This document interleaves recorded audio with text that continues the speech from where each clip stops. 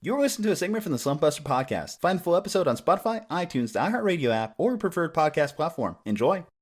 So you did have a cup of coffee in the NFL, you mentioned. From a coaching standpoint, you did participate in the Bill Walsh Diversity Coaching Fellowship. Tell me about that experience for you. You did it with, from what I can tell, the Redskins and the Chargers, both different unique organizations in their own right, at least from the outside looking in. Did you make a lot of connections there that you are still using to this day?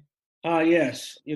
I was blessed to do a minority internship with the Redskins, and it was special. It was back in 2016. It was special. And, I got to work with the running backs. And then 2 years ago, I was in Los Angeles with the Chargers. And the biggest reason I was able to do those is, just relationships. And that's what coaching is about, is relationships. And I wanted to do them because I had been coaching wide receivers my whole career, and I got, moved to running backs my second year at Virginia Tech. And Anthony Lynn, who's the head coach for the Chargers, he was the running back coach for the Buffalo Bills and the New York Jets for a long time. So he had coached a whole lot of NFL guys, running backs, and he was the best in the business. So I went to see him back in 2016, and we kind of built a relationship.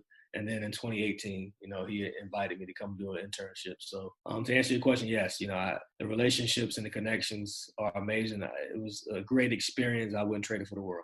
So Coach Zohn, it's fantastic that the NFL has these type of programs, right? The minority internships, but something that we still see as a criticism of the league, and not just the NFL, but I think the NCAA as well, is that we don't see enough minority coaches or minority, people in the front office or owners. Can you give your thoughts on that? How do you feel? Do you really feel that there is a disadvantage in being a minority? Do you think it's fair? What are your thoughts?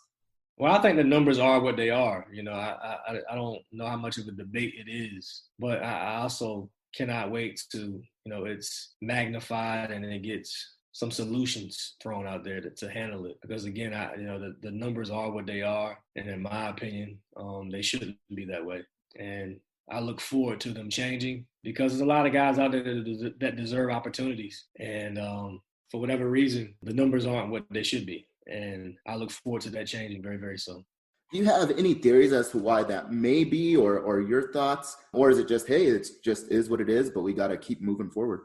I actually have no clue why it's like that, because, it's proven, from the Tony Dungys to, coaches all over the league, the Mike Tomlins of the world. It's proven that you can be a successful minority coach, head coach, even coordinator, that, we can run a program, we can run an organization at the highest level. So I just think that there needs to be more opportunities in place and more programs in place, like the minority internship, that gives us those chances and those opportunities to get in front of the right people and prove ourselves.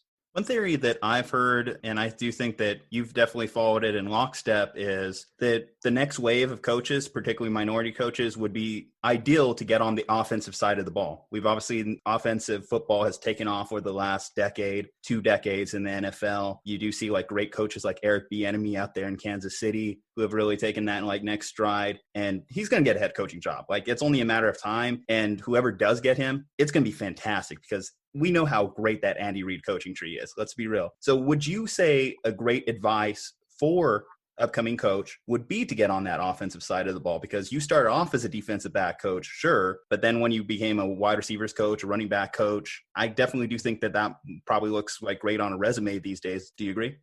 Yeah, to a certain extent. You got Tomlin, who's a defensive guy. I can't remember what Tony Dungy was or not.